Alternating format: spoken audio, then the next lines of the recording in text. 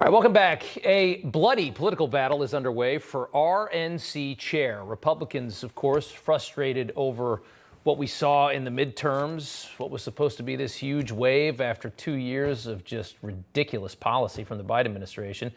In recent weeks, the Republican parties of major states like Texas, Arizona, also Congressman Lee Zeldin, who's become a star after nearly flipping deep blue New York red, and now Morton Blackwell, who's a conservative grassroots icon, longtime influential RNC member, have called for a leadership change at the RNC. The current chair, Ronna McDaniel, is facing a challenge from RNC member Harmeet Dillon. And Ronna joins us tonight to talk about all this. And I want to thank you for coming on. I know it's tough to hear criticism about yourself, but I guess that's the game that you're in. You've heard what's being said right now. I want to get your response to it. A lot of people are calling for your head. Well, I have broad support among the RNC members, that people actually know what the RNC does. And I understand there's a lot of misinformation out there about the RNC. We don't pick the candidates. We don't do the messaging for the campaigns. Those are consultants and pollsters. But when you look at what the RNC does with voter registration, with our community outreach centers in Black, Hispanic, and Asian communities, you saw the popular vote increase this election with over 3 million more Republicans coming out. You saw us win statewide in almost every single battleground state. You saw us flip the House. You saw us keep every incumbent governor and senator. And you saw us increase margins with Hispanic and Asian and Black voters. And that is what the RNC does. And that's why the members who understand what we do overwhelmingly support me. And I understand. I mean, I can see that there's obviously bright spots to what we saw in November. I do think that it's roundly accepted at this point that I think the performance should have been better.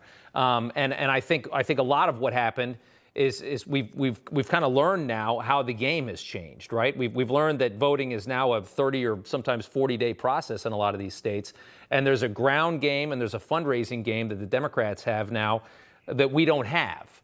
And I guess my question is, are we working to adapt to that? I'm going to disagree with that because, you know, look at Florida. I mean, we did it. We beat them in absentee and early voting in Florida. That's the RNC. Look at North Carolina. That's the RNC. California, we picked up a House seat with ballot harvesting. That's the RNC. Nevada, we just flipped a governorship from Democrat to Republican with ballot harvesting. That's the RNC. State by state, it's different. But I'll tell you the one thing that's not being talked about enough is the ticket splitting. Why did Republicans go into a state like Arizona where the top vote getter in the whole state is a Republican, and they voted for Kimberly Yee, but they didn't vote for other Republicans on the ticket? And that's the sweet spot. And that's going to be messaging. And that's going to be, why did one candidate appeal to independents and other Republicans and Democrats and another didn't? And you look at every single state, New Hampshire, Wisconsin, Georgia. We won 8 out of 9 statewide races on Election Day. We beat Stacey Abrams for the second time, but by a bigger margin. That is not a turnout issue. That is a messaging issue. And I think we've got to talk about that. And I'll tell you one other thing, Rob. Okay. Republicans are cannibalizing each other. The vitriol and the hate within our party, when we are factionalizing and you are this and you are that or you are this, Republicans are saying, I don't like this Republican so much that I'd rather let the Democrat win.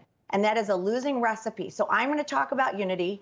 I'm not going to attack other Republicans, and I'm going to say we have got to come together. How do you unite that, though? I mean, I got a couple quick questions for you. I mean, how do you unite that? Because I do think that there's a big problem right now. You're right, that there's a split in the Republican Party. I mean, look at Arizona. You've had the state party at war with the governor in that state for 4 years. The 2 candidates for governor, one wouldn't endorse the other. You had one candidate saying, if you're a McCain voter, get the hell out of my rallies. And then the McCain voter said, yeah, I'm not going to vote for you. We can't do that. We can't hate each other so much that we forget that we're against the Democrats. We can't continue to fight each other so much with labels, Rhino, MAGA, establishment, that we forget that Biden is destroying this country. You just talked about the spending that we're going to have. They're opening the border. They're bringing drugs into our country. They're hurting our kids. And if we continue to fight each other, we will lose. So I'm going to employ Reagan's 11th commandment. We need to stop attacking other Republicans, and we need to keep our eye on the prize, and that's beating Democrats. And you know what? In every battleground state this year, we beat Democrats. And we just took back the House, and the RNC cannot take our foot off the gas, and that's why I'm going to run, and we're going to win in 2024 in the Senate. Are we going to have a better operation, a better system as far as early voting? We had it in Florida and North Carolina. There are states where we need to improve for sure. Pennsylvania has only absentee voting. They don't have early voting. And we need to talk to our voters.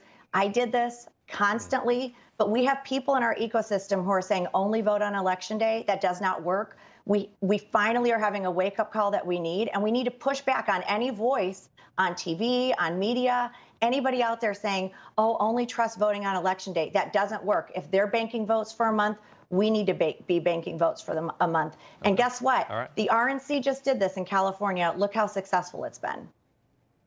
Okay, fair enough. You know, Thank I you. really appreciate you coming on.